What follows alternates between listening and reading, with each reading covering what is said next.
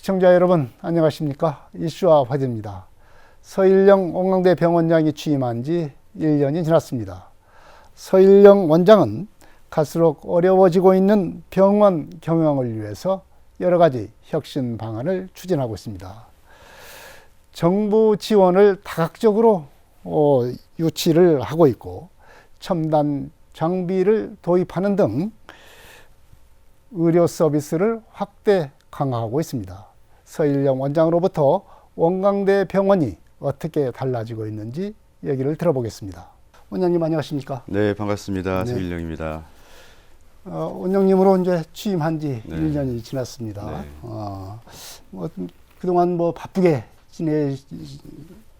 병원 일을 보시느라고 네. 일들이 많았을 텐데 소위가 네. 좀 궁금합니다. 예. 지금 제가 병원장 취임하고 1년 조금 넘었습니다. 만 네. 1년이 됐는데 정말 1년이 어떻게 지내갔는지 모를 정도로 굉장히 빠르게 지내갔고요. 1년 동안 우선은 대외적으로는 우리 원광대학교 병원의 그 브랜드 이미지를 네. 좀 더 높이고자 해서 여러 유관기관과 그런 협력이라든지 또는 홍보 활동이라든지 관계 개선이라든지 그런 것들 좀 하는데 시간을 많이 소요했고요. 또 안팎으로는 또 안쪽으로는 제가 그 코로나 상황을 네. 계속 겪고 있기 때문에 그 병원 경영이 이렇게 쉽지는 않거든요.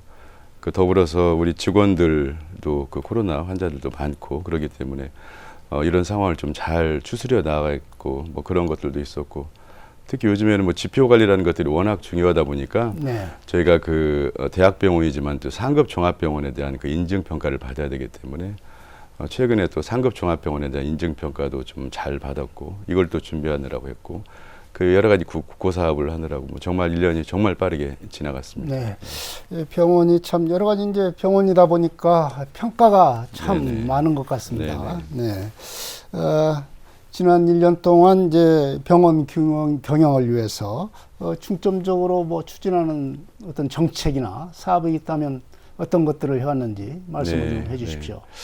여러 가지 사업들을 많이 이렇게 발굴하고 저희가 특히 미래 전략팀이라든지 이런 것들을 만들어서 국고 사업이라든지 그런 것들을 많이 발굴하고 진행을 해오긴 했는데 그런 것보다도 우선은 저희 현실 네. 잘 아시겠지만 우리 전라북도 인구가 많이 줄고 특히 익산 인구 많이 줄고 노령화 사회는 갈수록 강화되고 그러다 보니까 저희 병원에 찾을 수 있는 환자 수도 결국은 이렇게 늘 수가 없는 그런 상황이 됐거든요.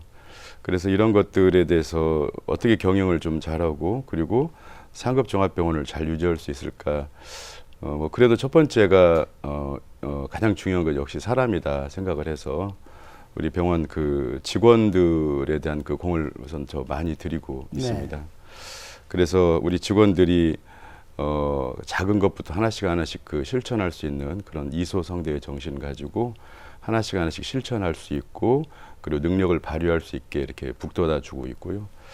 더불어서 우리 찾아오시는 환자분들을 고객으로 생각해 가지고 친절하거나 그리고 우리 지역 주민의 눈높이에 맞추는 의료 서비스를 한다든지 이런 것들을 좀 그렇게 하고 있고 또 이제 이런 환자들이라든지 지역 주민의 눈높이를 맞추기 위해서 저희 병원 자체에도 수준을 좀 많이 올려야 되기 때문에 아까 말씀드린 대로 사람이 중요하기 때문에 우리 직원들의 그런 능력 배양, 예를 들어서 해외 연수라든지 아니면 자체적인 그런 정신 건강에 대한 그런 훈련이라든지 직무 교육이라든지 이런 것들을 더 강화시키고 그렇게 했습니다. 네. 이제 특히 이제 여러 가지 안에 내부적으로는 이런 게 우리 병원 구성원들에 대한 사기를 높이고 질을 높이고 이런 노력들을 하고 있으면 역시 이제 병원은 이제 여러 가지 평가를 어떻게 잘 받느냐가 굉장히 또 중요하지 않겠습니까? 이번에 이제 권역 응급의료센터가 재지정됐습니다. 특히 이제 수도권에서는 이렇게 탄량이 상당수 병원이 있다고 들었습니다. 그런데도 이렇게 재지정 받은 것은 그만큼 평가가 좋았다는 얘기 아니겠습니까? 덕분에 잘 평가를 받고 재지정을 받게 되는데 아시겠지만 응급의료센터는 권역이 있고 지역이 있습니다. 네. 그래서 저희는 이제 권역 응급의료센터에서 위쪽으로는 그 충청남도 보령까지 저희 그 응급의료 헬기가 갈 정도로 이렇게 저희 그 권역이 좀 넓은 편인데, 저희가 응급의료센터 이외에 그 외상센터라든지 심뇌혈관센터, 그리고 고압 그 산소 치료기라든지 아까 말씀드린 그런 그 응급 그 헬기라든지 네. 여러 가지 응급에 관련된 거를 제가 다 가지고 있거든요. 그래서 이런 것들을 이제 뭐 어느 정도 운영을 좀 했다 해서 우리 보건복지부에서 객관적으로 평가를 해서 저희 그 권역 응급의료센터를 그 재지정을 그렇게 해주셨는데, 사실 요즘에 그 필수 의료가 굉장히 많이 어렵습니다. 그리고 특히 필수 의료에 관련된 그 의사분들 모시는 것도 굉장히 어렵고 네. 굉장히 어려운 상황이긴 하지만은 저희가 그 지역사회 그 중추적인 상급 종합병원으로서 권역 응급의료센터를 잘 그 운영하겠습니다. 네. 네. 특히 이제 영광대 병원은 이제 도내에서는 유일하게 뭐 닥터 네. 헬기도 네. 운영을 하고 있고, 네. 그 닥터 헬기 운영을 하려면은 이제 응급 환자들이 주로 네. 네. 이용할 수밖에 없겠는데, 네. 이 닥터 헬기로 인한 여러 가지 그 환자 이송 시스템이 잘 돼 있지 않습니까? 네네. 위에 그 말씀드린 보령뿐만 아니라 그 위쪽에 그 서해안 지역에 저희가 그 섬들이 많이 있지 않습니까? 네. 군산 그 부안 앞쪽에. 그래서 그 섬들에서 오는 그 외상 환자 또는 응급 환자, 뭐 특히 뭐 제가 그 심뇌혈관 환자들이 많기 때문에 그런 다양한 환자들이 그 닥터 헬기를 통해서 그 저희 병원에 오시게 되고요. 물론 이제 저희 병원에서 100% 다 이렇게 치료를 했으면 좋겠지만은 그렇지 못한 경우에는 그 관련된 그 병원에 연계를 할 수 있는 그런 시스템 같은 것들도 아주 잘 되어 있습니다. 네. 이제 권역 뇌혈관 질환센터를 네, 네, 이제 네. 확장 예, 이전한다고 예. 들었습니다. 예, 예. 이렇게 이제 확장 이전을 한다고 하는 것은 그만큼 이 질환센터, 뇌혈관 질환센터가 그만큼 이제 수요도 많고 네. 또 필요성이 이제 크기 때문에 그렇지 않겠습니까? 네, 네, 지금 맞습니다. 어떻습니까? 예, 뭐 저희가 사회가 그 갈수록 고령화 되다 보니까 그 심장이라든지 뇌혈관 환자들이 많이 있지 않습니까? 네. 늘어나지 않습니까? 그래서 저희가 2010년도에 권역 심뇌혈관 센터를 지정을 이렇게 받았습니다. 그래서 뭐 전국적으로 14개 정도 이렇게 받았고, 네. 평가를 뭐 거의 저희 계속 1등을 할 정도로 아주 평가를 잘 받고 있는 그런 상황이고요. 뭐 특히 뭐 예를 들어서 그 우리 전라북도에 그 심근경색증 같은 그런 그 심장에 대한 허혈성 심장질환 환자들의 그런 사망률이 네. 전국에서 2번째로 낮습니다. 무슨 얘기냐면 저희 전라북도에서 심근경색증이 발생했을 때 서울이라든지 경기도보다도 훨씬 사실 수 있는 네. 생존 확률이 훨씬 더 높습니다. 그래서 심근경색증에 대한 그 사망률이 전국에서 2번째로 낮은 그런 거거든요. 굉장히 아주 좋은 상황이고, 특히 우리 그 전라북도 안에서도 우리 익산 지역은 더 낮습니다. 네. 그래서 이제 이런 것들이 이런 지표를 보면은 우리 그 권역 심뇌혈관 센터가 있음으로 인해 가지고 우리 익산 지역 그리고 전라북도 지역에 있는 심장 뇌질환 환자들이 좀 더 적절하게 치료를 잘 받을 수 있고, 그러다 보니까 사망률도 훨씬 낮게 되는 그런 상황이거든요. 네. 근데 하지만 갈수록 또 그 환자들은 더 늘어나고 있고, 평균 1년에 우리 전라북도에서 그 뇌졸중 환자가 2만 명 정도가 생기고요. 심근경색증 환자가 5천 명 정도 생기거든요. 그러니까 네. 굉장히 환자가 늘어나고 있는. 그래서 제가 잘하고 있는 센터지만은 갈수록 또 수요가 늘어나고 있어서 제가 그 이번에 그 심뇌혈관 센터를 그 확장해서 지금 개소할 예정입니다. 네. 네. 새로운 치료센터를 유치를 추진하고 있는데요. 양성자 치료센터 유치를 추진한다고 들었습니다. 양성자 치료센터가 어떤 질환에 대해서 어떻게 치료를 하고 있는 것인지, 그리고 언제나 이 치료를 가능하게 되는 것인지 설명을 해 주십시오. 예, 뭐 양성자 치료센터를 제가 유치를 한 거는 아니고요. 그 이제 다만 우리나라에서 양성자 치료센터는 우리나라에 2군데밖에 없습니다. 그래서 네. 향후에 저희 양성자 치료센터를 이제 그 해보겠다는 거에 대한 그 용역 발주를 지금 한 상태고, 네. 그거를 지금 우리 익산시하고 지자체하고 그 관련 사업에 대한 그런 확장성이라든가 그런 데에서 논의 중에 있고 뭐 네. 시장님이라든지 뭐 회장님이라든지 이제 보고도 드리고 그런 상황이 있습니다. 그래서 양성자 치료센터는 지금 그 굉장히 암 환자들도 많이 늘어나고 있는데 암 치료에 대한 일반적인 방사선 치료보다도 조금 더 그 단계가 높은 그런 방사선 그 치료입니다. 그래서 네. 부작용도 적고 그리고 치료에 대한 그런 성공률도 아주 높은 그런 그 센터거든요. 그래서 지방 그 지역에는 없는 센터이기 때문에 그렇지만은 외국 뭐 일본이라든지 미국에는 굉장히 많이 있거든요. 그래서 향후에는 이 양성자 치료가 굉장히 우리의 그 새로운 그 다음 세대 그런 치료 방법으로 생각되기 때문에 저희가 그 양성자 치료센터를 그 한번 해보고 싶어서 여러 가지 지금 그 준비 중에 있고요. 결국은 만약에 제가 양성자 치료센터를 계획하고 시도하면 결국은 뭐 최소한 4년, 5년 정도 그 이후에 네. 그 일이 될 것 같습니다. 네, 양성자 치료센터라는 것이 지금 뭐 암 환자 치료를 좀 네. 한 단계 업그레이드된 치료 방식이다라고 네. 말씀하시는데 네. 이 암 환자 이 치료는 그 방사선 치료 네, 때문에 네. 여러 가지 좀 네. 참 고통을 많이 겪지 않습니까? 맞습니다. 네. 그러면 양성자 치료를 하게 되면은 네. 이런 그 방사선 치료로 오는 네. 이 고통을 좀 줄이고 네. 더욱더 간편하게 할 수 있는 예. 그런 장점이 있습니까? 이제 특히 양성자 치료는 뭐 뇌종양이라든지 폐암이라든지 네. 뭐 간암 뭐 그런 아주 특별한 또 소아암이라든지 그런 특별한 암들의 그 장점이 많이 있습니다. 그래서 이제 그쪽에 더 이렇게 그 초점을 맞출 수가 있고요. 네. 뭐 최근에 저희가 몇 달 전에 그 추로빔이라는 그런 방사선 치료기를 도입을 했습니다. 그 추로빔이라는 방사선 치료기는 현재 나와 있는 그 방사선 치료기 중에서는 뭐 가장 그 최신의 그런 좋은 네. 방사선 치료기인데요.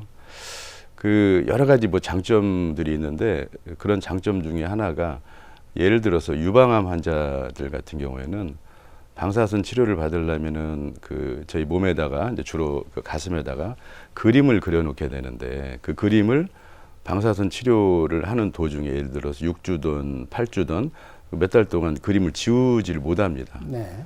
그래서 6주나 8주 정도 방사선 치료를 받는 동안은 계속 제대로 샤워도 못 하시고 그림을 그리고 있는 상황을 가지고 있어야 되거든요. 그게 여자분들한테 굉장히 그런 그 정신적으로 스트레스가 많이 될 수가 있는데 지금 저희 이번에 들어온 그런 그 추루빔이라는 그런 방사선 치료기는 그런 그림을 그리지 않고도 방사선 치료를 제대로 할 수가 있고 또 부작용도 적고 그러거든요. 그래서 저희가 뭐 이런 새로운 장비에 대해서 지금 과감한 투자를 하고 있는데 근데 그것으로 인해 가지고 환자들한테는 굉장히 부작용은 적고 그리고 치료에 대한 성공률은 굉장히 이렇게 높일 수 있다고 그렇게 자신하고 있습니다. 네. 최신 장비도 도입을 했습니다. 스펙트럴 T7500 예. 그리고 네. 뭐 하이퍼 아쿠 예. 프로빔 네. 뭐 이런 장비가 네. 상당히 첨단 장비로 알려졌는데 이걸 유치를 했습니다. 이런 예. 어떤 치료를 하기 위한 장비입니까? 예.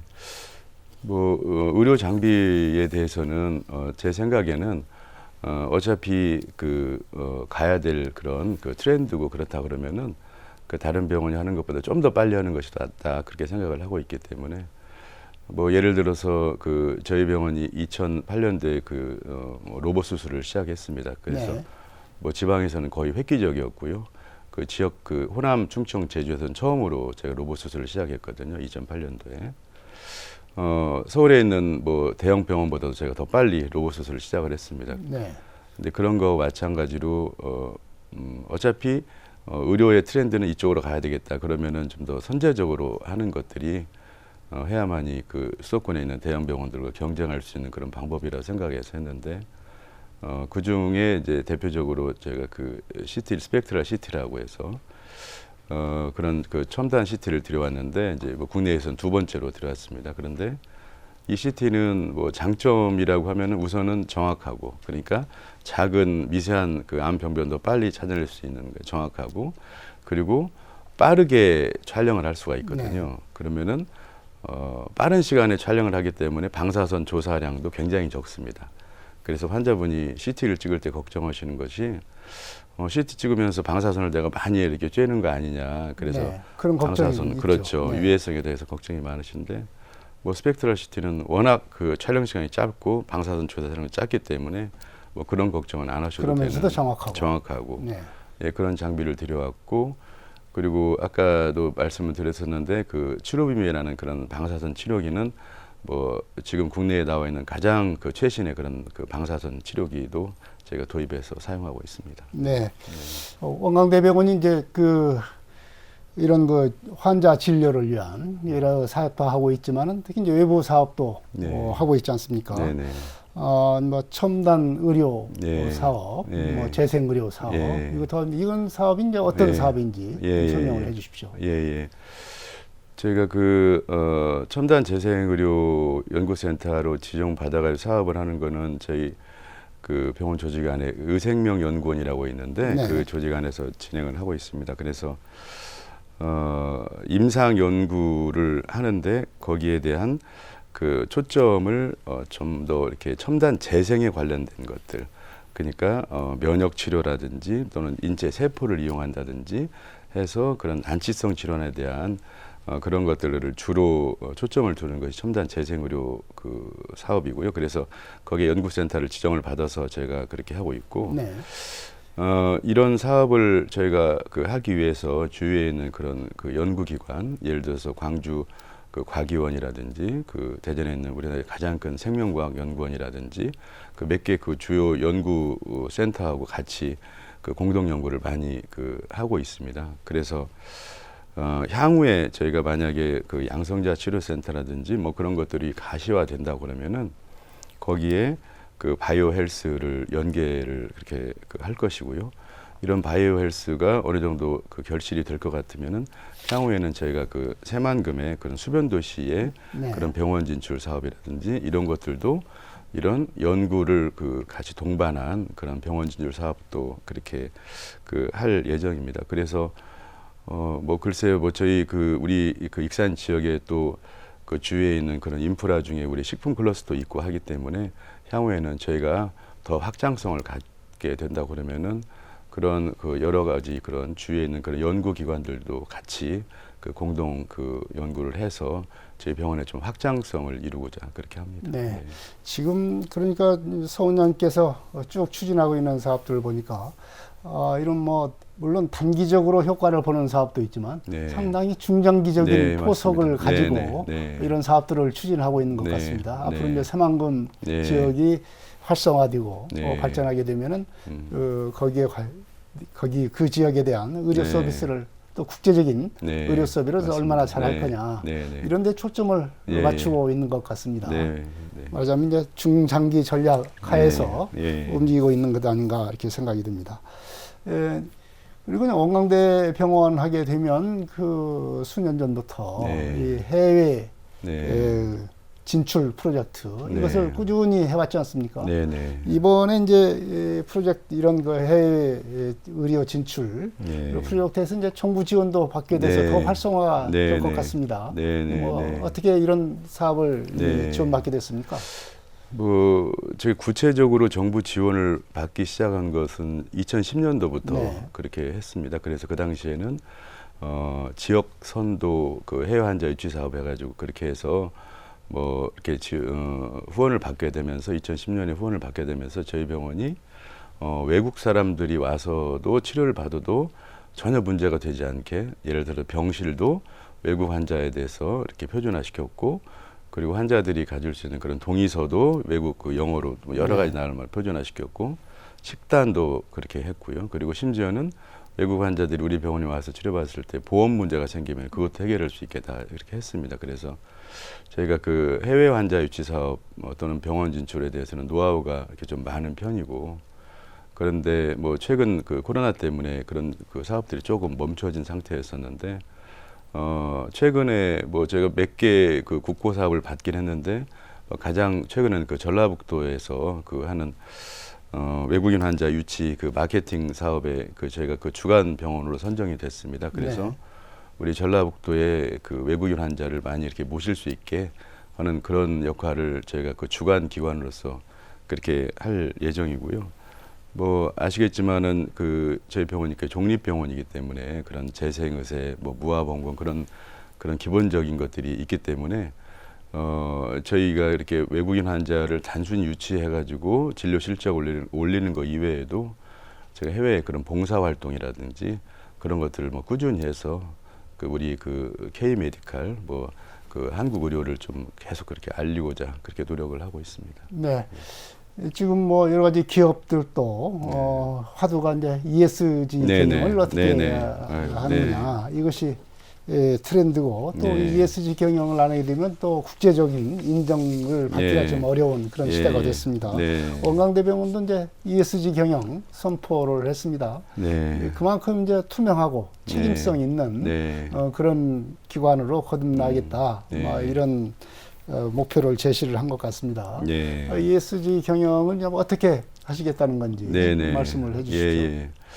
뭐 사실은 그 우리나라의 그 뭐 주요 기업들이나 기관들이 다 ESG 경영에 대해서 그렇게 공헌을 많이 하고 계시지 않습니까? 그래서 저희 병원에서 ESG 경영에서 어떤 거를 할 수 있을까 이제 고민을 좀 했고 지금은 이제 병원 평가에서도 ESG 경영을 하는지 안 하는지도 네. 그 병원 평가의 그런 항목이 될 정도입니다. 그래서 해서 뭐 그 병원 안에서 간단히 우선 할 수 있는 것들은 예를 들어서 그 가급적이면은 그 종이를 좀 줄여자 그래서 전자문서 시스템이라든지 또는 결제 시스템을 다 전자화 뭐 시키는 그런 문제라든지 또는 또 요즘에 그런 그 마스크가 엄청 많이 저희 쓰지 않습니까? 그래서 그 마스크를 어떻게 그 잘 모아가지고 재활용을 시키든지 그런 업체에다가 바로 보낼 수 있는 뭐 그런 문제라든지 그런 것들도 좀 많이 생각을 했고 취약 계층에 대해서 우리가 좀 사회적으로 역할도 해야 되기 때문에 제가 계속 그 뭐 해외 봉사 활동이라든지 또는 그 우리 그 익산 지역에 있는 뭐 그 어려운 분들의 뭐 김치 나눔 행사라든지 뭐 그런 것들에 대한 또는 의료비 지원이라든지 그런 사회 공헌 활동도 그렇게 계속 하고 있고요. 뭐 가까이에서는 지금 제가 8월 달에 그 새만금의 잼버리 대회를 해야 하지 않습니까? 네. 거기에도 저희가 그 주간 병원으로 선정이 되어 있습니다. 그래서 사실은 그 잼버리 대회는 그 대개는 다 봉사의 개념으로 그 참여를 하게 되는 거거든요. 그래서 그 새만금 세계 잼버리 대회도 저희 병원이 그 주간 병원으로 참여를 해서 뭐 작지만은 그런 사회 그 공헌에 대해서 그런 역할을 좀 그 하고자 합니다. 네. 네. 이제 원광대병원이 이제 지역에만 있다 보니까 네. 네. 좀 한계가 있는 것 아니냐. 네. 아마 이런 지적이 네. 뭐 있어 왔습니다. 네. 그러면서 이제 수도권 예. 진출 얘기도 나오고 예. 이 수도권 진출을 넘어서 아예 병원을 네. 이전하는 것 아니냐. 예. 이런 의구심도 네. 일부에서는 있는 게 사실입니다. 네. 지금 원광대 병원의 이런 네. 수도권 진출, 네. 나아가서는 수도권 네. 이전 예. 이런 문제는 지금 어떻게 예. 좀 논의를 하고 어떤 네. 방침을 갖고 있습니까? 예. 뭐 아주 이렇게 좀 어려운 부분이긴 합니다. 근데 뭐 사실은 저희 그 교단 안에 제가 보니까 거의 19개 정도 병원이 있더라고요. 네. 그 뭐 수도권에도 당연히 있고 몇 군데 병원이 있고 특히 우리 원광 학원에는 또 11개 병원이 있고 그래서 병원이 많이 있는 편입니다. 근데 그런데 상급 종합병원, 대학병원은 우리 익산에만 지금 있는 상황이고요. 네. 갈수록 그 뭐 주위 그 환자 그 숫자라든지 그 여건이라든지 그런 것들이 그 녹록지 않기 때문에 제가 수도권 병원 진출에 대해서는 항상 생각을 하고 있습니다. 네. 그런데 뭐 구체적으로 언제 뭐 수도권 병원 진출을 해야 된다 그런 것들은 아직 그 생기진 않았고요. 다만 계속해서 저희가 타진을 하고 계속해서 알아보고 있는 그런 상황은 가지고 있고요. 하지만 만약에 저희가 혹시라도 수도권 병원 진출을 하게 된다 그러면은 여기에 있는 병원을 옮겨서 하는 뭐 그런 개념은 전혀 아니고요. 만약에 수도권 병원 진출을 하게 된다 그러면 또 다른 개념의 그런 병원으로 이렇게 진출할 생각이고요. 네. 우리 익산 뭐 본원에 대해서는 우리 의과대학이 있기 때문에 뭐 이 익산 본원에 있는 병원을 옮긴다는 거는 뭐 전혀 그런 건 생각하지 않습니다. 네. 그렇다고 한다면은 그 옮기지는 않겠지만 네, 또 그 수도권으로 진출하게 되면 그만큼 여기 본원에 네. 대한 네. 그 기능이 네. 좀 약화되는 것 예. 아니냐 이런 예. 우려가 좀 있을 수 있겠습니다. 뭐 그렇게 생각하실 수 있는데 예를 들어 저희 그 의과대학 병원 중에서 그 군포시에 있는 그 3번에 있는 병원이 있습니다. 네. 뭐 거기도 이렇게 규모가 못지않은 병원인데요. 뭐 예를 들어서 그 병원에 대한 그 경영을 좀 더 잘하게 한다든지 특성화 시킨다든지 지금보다 더 낫게 한다든지 뭐 그렇게 하는 것들도 어떻게 보면 수도권 병원 진출의 한 맥락이라고도 생각할 수 있거든요. 네. 뭐 그렇다고 해서 지금 저희가 그 상급 종합병원 사실은 저희 그 익산에 있는 우리 원광대학교 병원이 상급 종합병원인데 상급 종합병원을 유지를 하려고 하면은요. 뭐를 그 축소시키고 포기하고는 전혀 할 수가 없습니다. 네. 인력뿐만 아니라 장비 모든 것들이 다 그 상급 종합병원에 대한 그런 기준을 맞추기 위해서는 뭐 지금보다 훨씬 투자를 더 하면 했지 더 줄이지는 절대로 못합니다. 네. 네. 결국은 보건복지부에서 인정하는 그 예. 상급 종합병원은 네, 네. 유지를 네. 하는 것이 절대 뭐 축소하거나 예. 뭐 기능이 그럼요. 축소하거나 네, 뭐 네. 그러지는 않는 네. 그런 차원의 문제다라고 네. 하는 말씀입니다. 네. 이 지역에서는 이제 원광대 병원이 있기 때문에 원장님께서 지금까지 쭉 말씀하신 바와 같이 의료 서비스를 네. 참 그 높은 네. 아주 좋은 질의 의료 서비스를 받을 수 있는 그런 그 장점이 있는 게 사실입니다. 네. 그러면서도 이제 지역과 서로 예. 이제 상생하는 네. 그런 것이 좀 있으면 좋겠다. 아마 이런 바람도 있습니다. 네. 그래서 꾸준히 이제 상생 방안을 지금 하고 있는데 영광대 병원이 지역과 네. 더욱더 함께 할 수 있는 네, 여러 가지 네. 방안이 예. 뭐 계획이 있으면 좀 예. 말씀해 주십시오.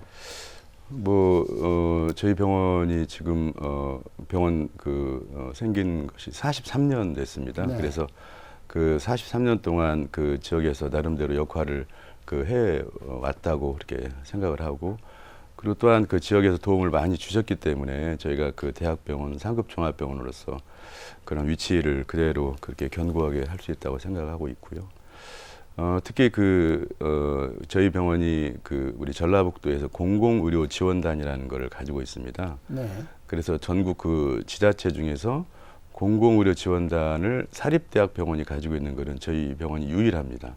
그래서 대개는 공공의료지원단을 국립이라든지 국공립병원이 가지고 있는데 우리 전라북도 안에서는 공공의료지원단을 저희 원광대학교 병원이 가지고 있습니다. 그래서 우리 전라북도에 있는 여러 가지 권역센터를 많이 가지고 있습니다. 응급에 관련된 그런 거 이외에도 뭐 정신에 대한 환자들에 대한 정신과 환자들에 대한 응급센터뿐만 아니라 또 청소년들에 대한 위센터, 네. 이제 특히 교육청에서 관심이 많은 청소년 자살 문제라든가 그런 센터, 또는 최근에는 청년에 대한 마음 건강센터, 이런 것들이 다 권역센터거든요. 그러니까 전라북도 권역을 다 저희가 가지고 있고, 뭐 그 이외에도 해바라기 센터라든지 성폭력, 가정폭력에 대한 해바라기 센터라든지, 뭐 심지어는 뭐 금연센터라든지 전라북도에, 또는 뭐 주치자 센터라든지 뭐 권역에 관련된 그런 공공의료를 제가 굉장히 많이 가지고 있습니다. 거의 제가 얼핏 보니까 그 권역에 관련된 공공의료 거의 한 20개 정도를 저희가 그렇게 하고 있더라고요. 그래서 저희가 비록 사립병원이긴 하지만은 또 어물교에 관련된 그런 종립병원이고 그러기 때문에 봉사도 할 수 있는, 그러니까 공공의료도 어느 정도 좀 실천할 수 있는 그런 거를 좀 계속 그렇게 하고자 하고 있고요. 그래서 단순히 그런 질환 치료뿐만 아니라 그런 우리 지역 주민들의 그런 마음 치료도 좀 같이 할 수 있는 뭐 그런 것들을 좀 하면은 우리 지역 주민하고 좀 더 그렇게 상생하지 않을까 그런 생각을 하고 있습니다. 여러 가지 각종 권역 관련 네. 센터들을 같이 운영하고 있는 그런 공공 치료적인, 공공 의료적인 네. 이런 기관들도 많이 가지고 있다는 얘기네요. 네. 이제 원장님께서 이제 임기가 그래도 좀 남아 있으면 네. 여러 가지 계획이 네. 있겠습니다. 그 계획을 네. 좀 말씀해 주시죠. 계획은 아주 많습니다. 왜냐하면 제가 뭐 단기적으로 하는 계획뿐만 아니라 뭐 장기적으로 하는 계획이라든지 뭐 그런 것들이 많이 있고, 그런 것들을 저희 같이 하고 있는 그런 주요 보직자분들이 많이 이렇게 도와주고 있어서 계획을 이제 하나씩 그렇게 하는데 뭐 여러 가지 계획 중에서 뭐 우선은 1번은 그 내실 있는 경영을 해야 되지 않겠습니까? 네. 병원이 경영이 어느 정도 좀 돼야 제가 그 하고자 하는 그런 미래 발전적인 그런 것들도 할 수 있어서 그런 내실 있는 경영을 우선 그렇게 할 것이고요.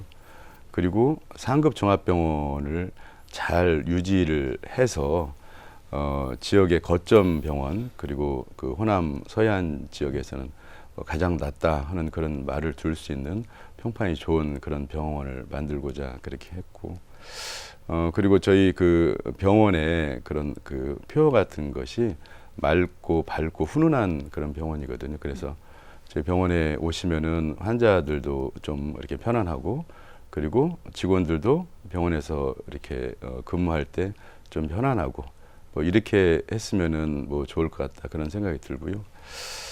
뭐 굉장히 그 사실은 그 경영이 어렵습니다. 아까 말씀드린 대로 우리 그 필수 의료에 관련된 그런 의사분들을 모시는 거라든지 뭐 간호사분들에 대한 그 이직률이라든지 주위 병원하고 그 경쟁을 해야 되는 그런 문제라든지 그런 것들이 그 많기는 하지만은 뭐 하나씩 그냥 제가 그 1년 전에 병원장 됐을 때 그 하나씩 차근차근 이루자 하는 그런 이소성대의 마음을 가지고 그렇게 남은 기간 동안도 그렇게 경영을 할 예정입니다. 네. 역시 한 걸음 한 걸음씩 네. 그 과제를 해결해 나가는 것이 네. 결국은 큰 것을 네. 이루는 것이다 네. 라고는 말씀을 네. 해주셨는데요. 네. 여러 가지 오늘 말씀 고맙습니다. 서일영 원장 체제의 홍강대 병원이 호남 서해안의 대표 병원으로 우뚝 설 수 있는 그런 계기가 마련되고 있지 않나 생각이 듭니다. 각종 진료센터와 첨단 장비를 도입해서 질 높은 그런 의료 서비스를 할 수 있고 각종 첨단 장비를 유치해서 내실 있는 경영도 하고 있는 것 아닌가 이런 평가를 듣고 있습니다. 이슈와 화제 여기서 마치겠습니다. 지금까지 서일영 원광대 병원장이었습니다. 원장님은 고맙습니다. 네, 감사합니다. 시청자 여러분 안녕히 계십시오. 다음 이 시간에 또 뵙겠습니다.